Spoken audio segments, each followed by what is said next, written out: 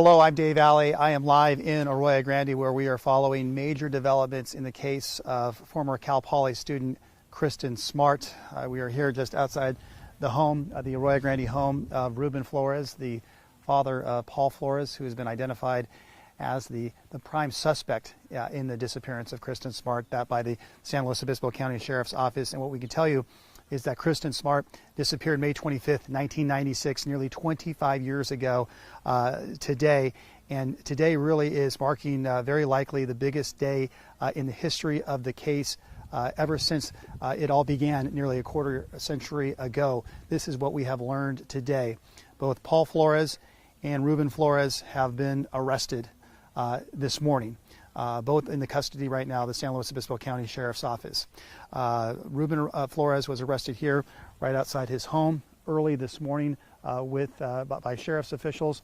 Paul Flores, who lives down in San Pedro in Los Angeles County, was arrested there. We have confirmed that, and we're not sure right now where he's at, if he's en route back to San Luis Obispo County or if he's in custody down in Los Angeles County. But as we know right now, both Paul Flores and Ruben Flores arrested today. We're not sure of any charges right now. What we will find out later today at 2 o'clock is what the San Luis Obispo County Sheriff's Office is describing. It will be major developments in the case of Kristin Smart. Word came out early this morning through the San Luis Obispo County Sheriff's Office that Sheriff Ian Parkinson will hold a press conference today at 2 o'clock at Cal Poly.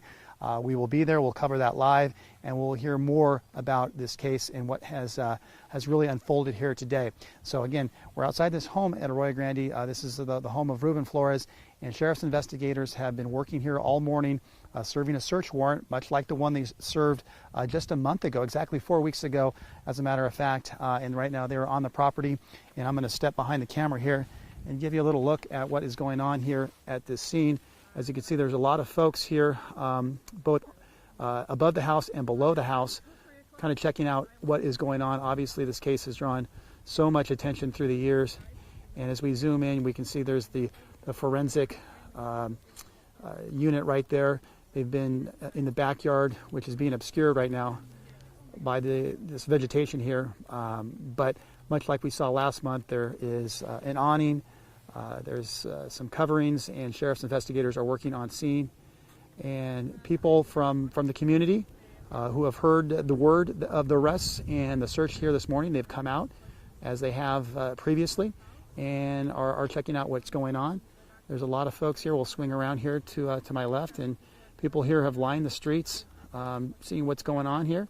A lot of media attention obviously has come out to see what is happening. And the big news of the day, biggest news perhaps in the history of the case, again, is that both Paul and Ruben Flores have been arrested this morning. Now, in regards to Paul Flores' mother, Susan Flores, who lives about a mile away over on Branch Street in the village of Arroyo Grande, we have not seen her. We do not know her status right as of this moment. We've had a crew over there outside her home and have not seen her at any point today. So we're unsure of the status of Susan Flores. Her home, as well as this home, have had multiple search warrants through the years. And again, it was just a month ago, back on March 16th, that a two-day search here kicked off at the home of Ruben Flores. And sheriff's investigators, as we saw at that point, were using ground-penetrating radar throughout the property, as well as cadaver dogs searching the property. And once that search abruptly concluded late on the 17th, we were not told what or if anything they may have found. They simply packed up and went away, and we have not really heard any sort of an update, ever since then in the month-long timeline since then until this morning. Let me jump right back in front of the camera.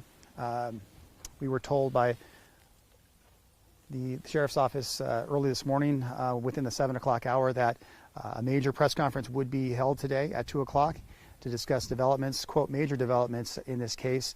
And Sheriff Ian Parkinson would be making those statements at Cal Poly, on the Cal Poly campus this afternoon. So that's the latest from here. Obviously a very big day in this 25-year-long case, nearly 25 years long. Paul Flores named as the prime suspect. He's long been known as the person of interest in this case. Just last month he was upgraded to being identified as the prime suspect in the disappearance of Kristin Smart.